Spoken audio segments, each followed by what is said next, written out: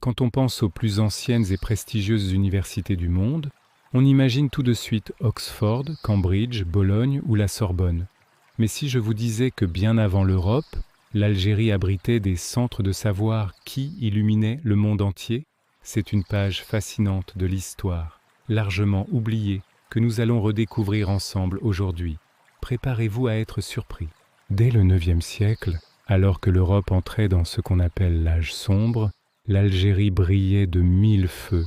Des villes comme Béjaïa, Tlemcen, Constantine ou encore Taert n'étaient pas seulement des carrefours commerciaux, mais de véritables capitales mondiales de la connaissance.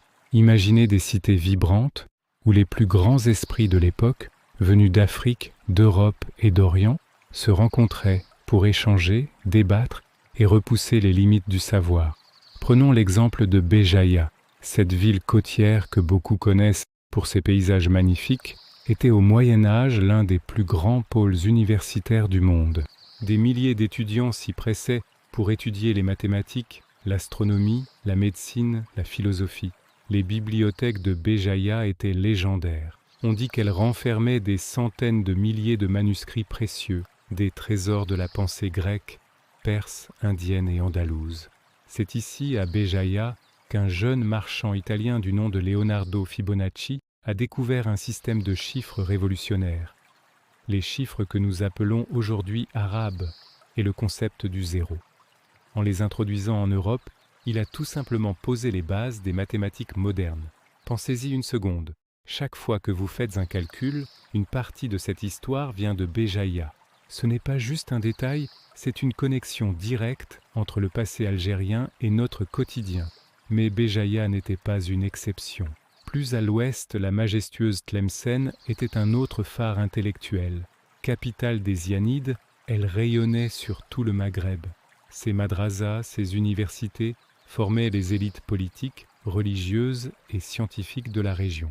On y plongeait dans les textes d'Aristote, on débattait de théologie, de droit, de grammaire, et on explorait les secrets du cosmos. Les savants de Tlemcen étaient en dialogue permanent avec les grands centres de l'époque. Cordoue, Le Caire, Damas, Bagdad.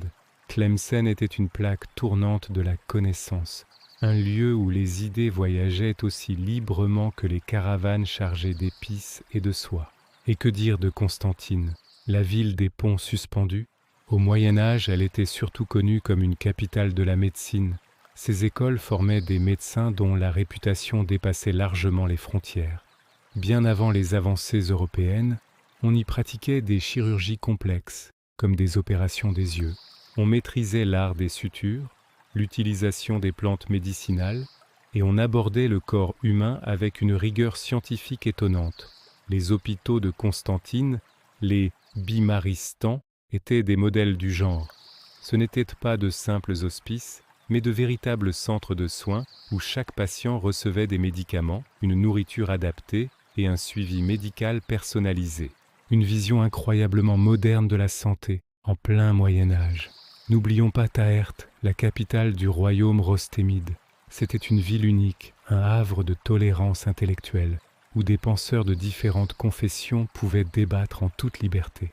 On y trouvait de grands centres d'études théologiques et scientifiques, faisant de Taert un lieu de dialogue et de progrès intellectuel exceptionnel pour son temps.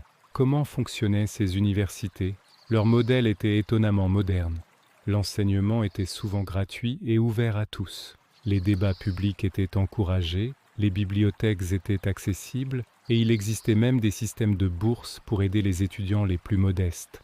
La connaissance était vue comme un bien universel, une lumière qui devait être partagée, pas un privilège réservé à une élite.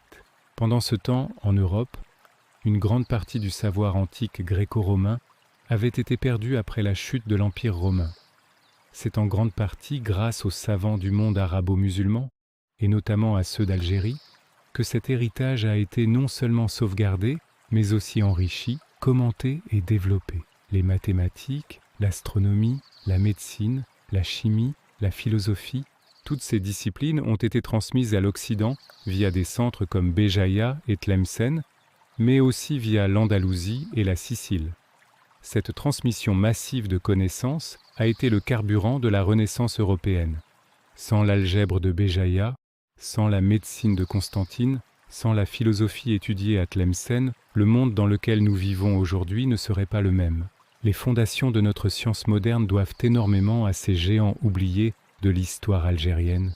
Aujourd'hui, cet héritage est malheureusement peu connu, même en Algérie. On a tendance à oublier que notre terre a été l'un des plus grands foyers de la civilisation mondiale. Redécouvrir cette histoire, ce n'est pas seulement regarder le passé avec nostalgie, c'est comprendre la profondeur et la richesse de notre identité. C'est se rappeler que l'amour du savoir, la curiosité intellectuelle et l'ouverture sur le monde sont inscrits dans notre ADN. C'est une source d'inspiration immense pour le présent et pour l'avenir. L'histoire de ces universités nous montre que l'Algérie n'a pas seulement été un acteur, mais un leader dans la grande aventure humaine de la connaissance.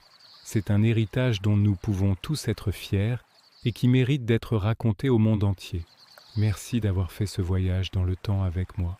Si vous avez été aussi fasciné que moi par cette histoire incroyable et que vous voulez continuer à explorer les trésors cachés du passé, abonnez-vous à la chaîne, activez les notifications et surtout, partagez cette vidéo.